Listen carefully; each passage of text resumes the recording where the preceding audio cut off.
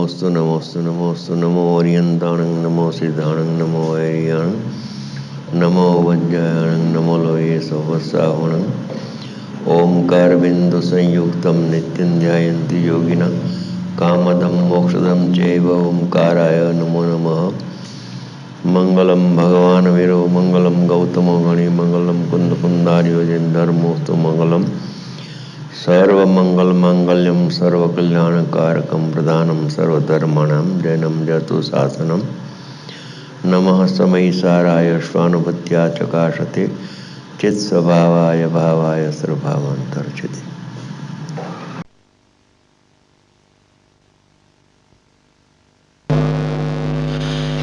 श्री समयसारजी परमागम शास्त्र છે।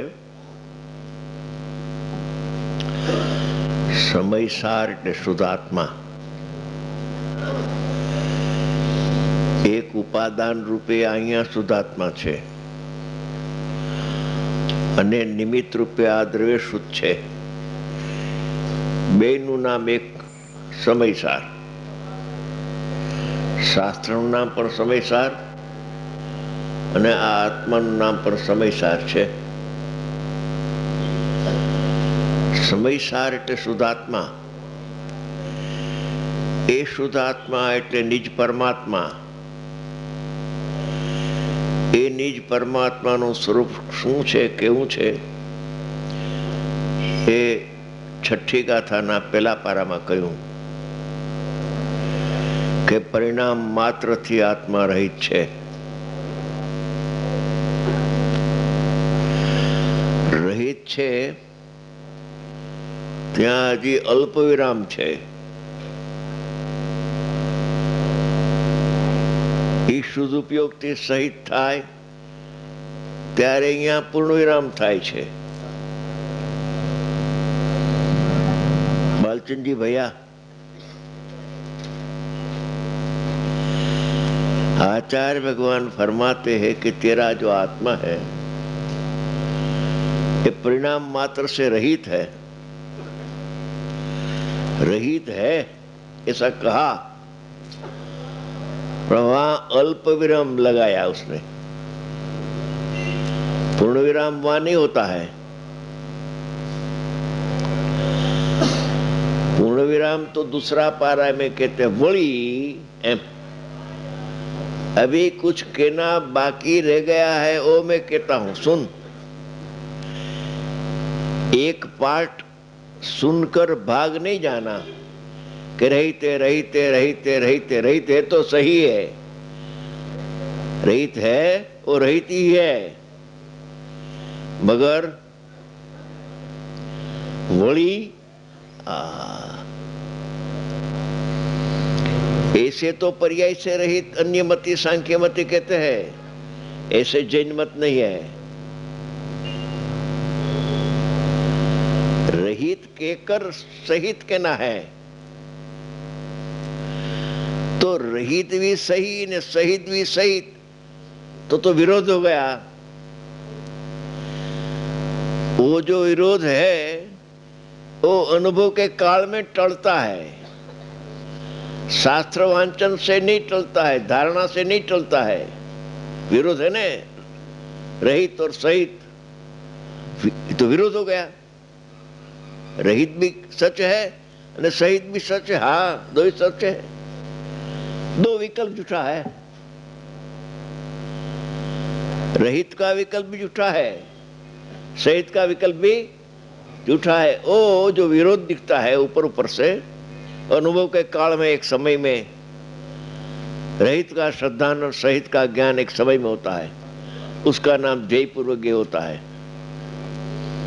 हमारे सामने तो बहुत,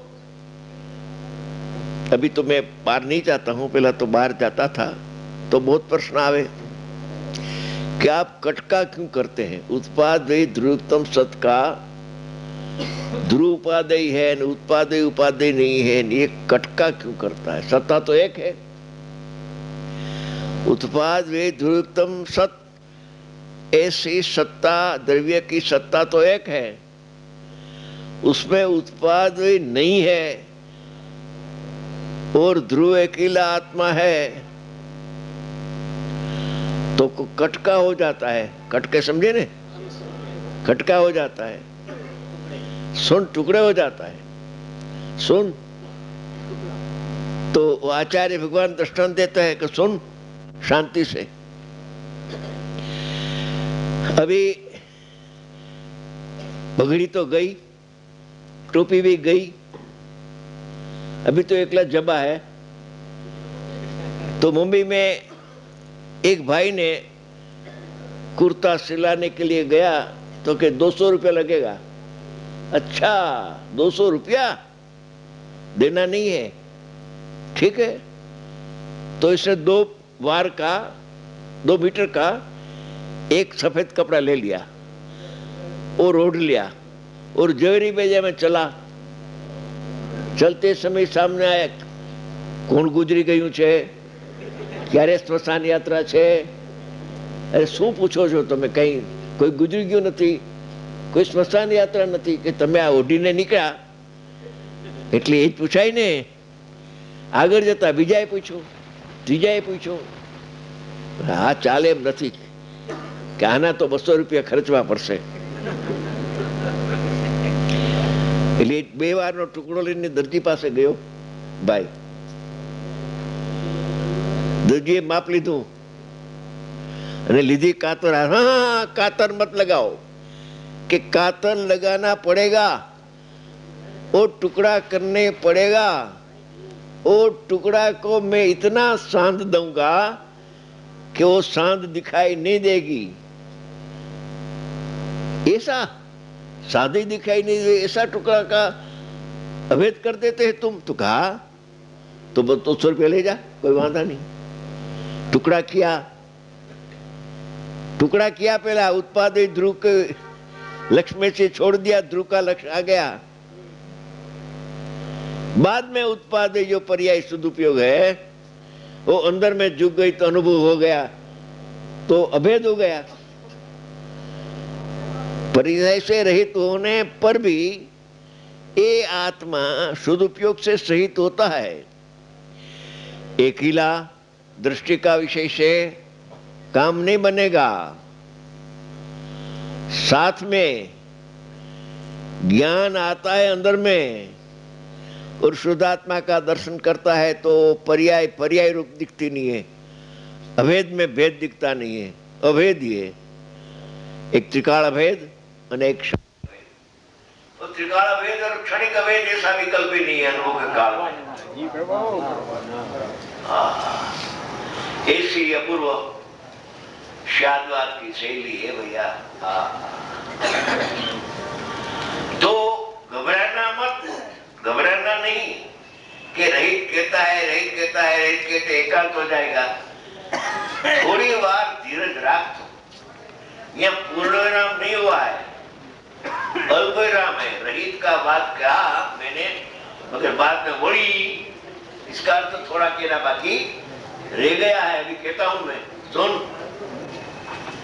तो भी परमात्मा का श्रद्धान तो आ गया, व्यवहार श्रद्धान, सविकल्प श्रद्धान।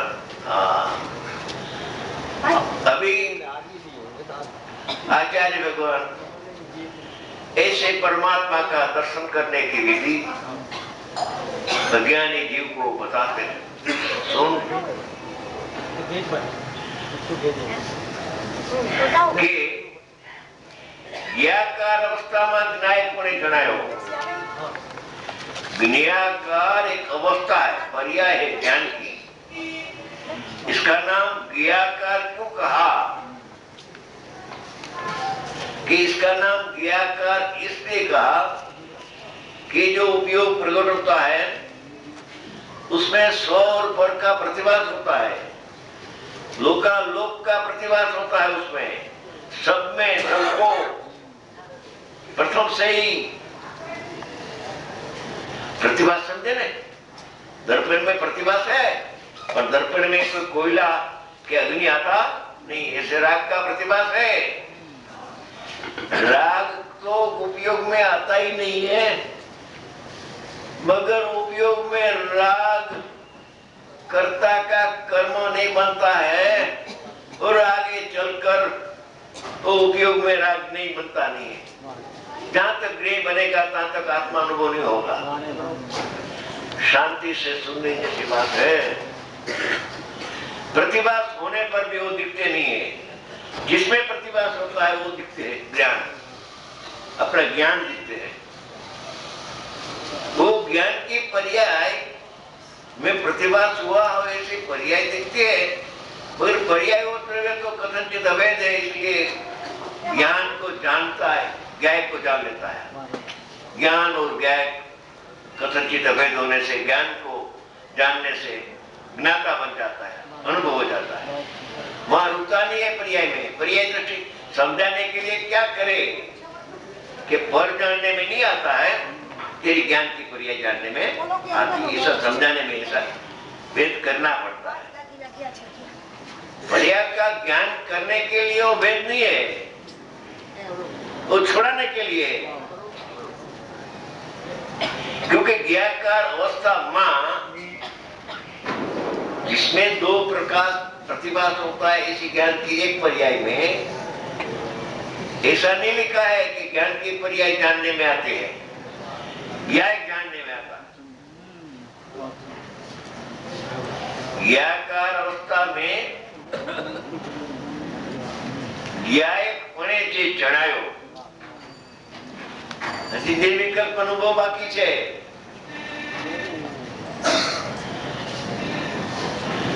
આ તો અંતર્મુખ થઈ રહ્યું છે જ્ઞાન।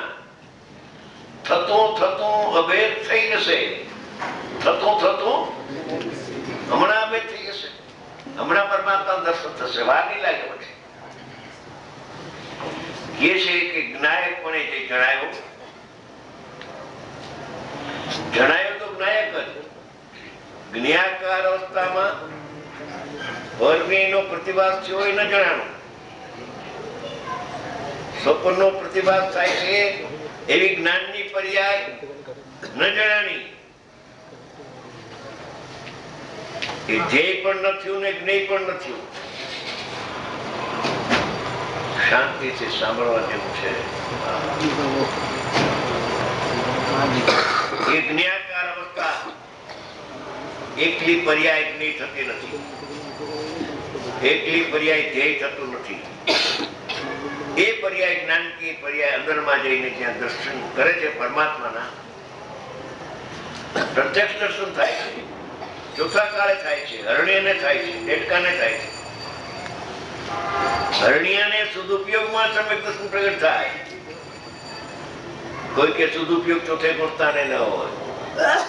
अरे समय साथ प्रवर्तन साथ पढ़तो सही आचार्य भगवान कहते हैं, अभी आएगा। तो ज्ञाकार अवस्था में जाननार पणे जणायो, तो जाननार एम जणायो, जणायो पण एक परोक्ष अनुभूति है। सविकल्प ससंवेदन ने नाम आप्યું છે। લાવો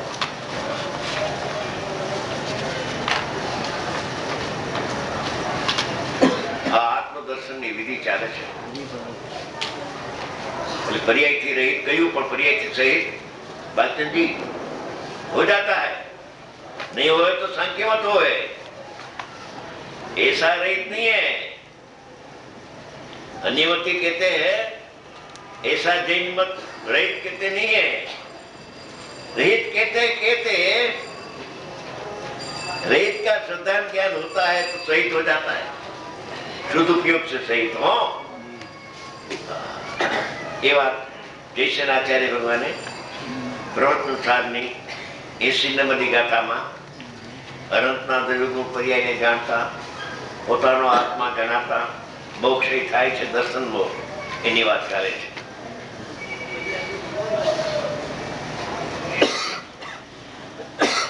जो जानते हरतम कर्ता रूपे जे जाने छे, आ कथन में कर्ता कारक में प्रयुक्त जे जाने छे, कोने जाने छे? जे अनंत ने जाने छे। केवा रूपे अनंत ने जाने छे?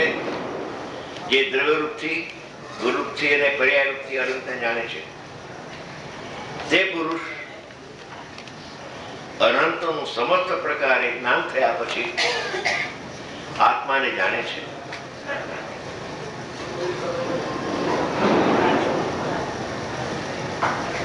તે આત્મા સમસ્ત પ્રકારે જ્ઞાન થવાથી તેનો મોહ એટલે દર્શન મોહ વિનાશ વિખ્યાત્વના નાશની વાત છે. ચારિત્ર મોહના વાતની વાત નથી.